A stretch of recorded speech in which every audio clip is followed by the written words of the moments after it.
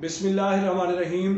ख़वातीन व हज़रात अस्सलाम वालेकुम। उसने सुना कि रोने से हालात बदल जाते हैं। उसने रोना शुरू कर दिया, चिल्लाना शुरू कर दिया, रोने पीटने में मसरूफ़ रहा।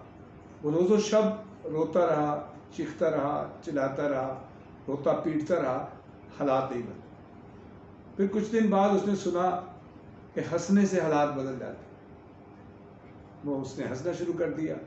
वो हंसता रहा, मुस्कुराता रहा, कहके लगाता रहा। उसके रोज़ो शब हंसने में गुजर गए। वो हर मौका पर हंसता रहता था। उसने हंसने को ही अपनी आदत सानिया बना लिया था। मगर हालात नहीं बदले। हालात रोने से भी नहीं बदले, हालात हंसने से भी नहीं बदले। उसने शिकवा शुरू कर दिया और एक को बताता था कि मेरे साथ बहुत ज़्यादती हुई। मैंने पढ़ा था, मैंने सुना था कि रोने से हालात बदलते हैं। मैं बहुत रोया, मेरे हालात नहीं बदले। फिर मैंने सुना था कि हंसने से हालात बदलते हैं। मैंने हंसना शुरू कर दिया, मेरे हालात नहीं बदले। शिकवे शिकायत से भी उसके हालात नहीं बदले। वो खामोश हो गया।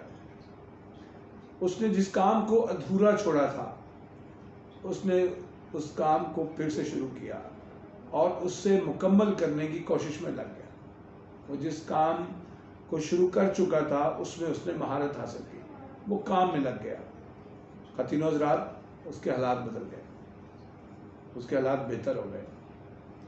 जो हालात रोने से नहीं बदलते, हंसने मुस्कुराने से नहीं बदलते, शिकवे शिकायत से नहीं बदलते, काम में मगन होने से, काम में लगे रहने से वो हालात बदल जाते हैं।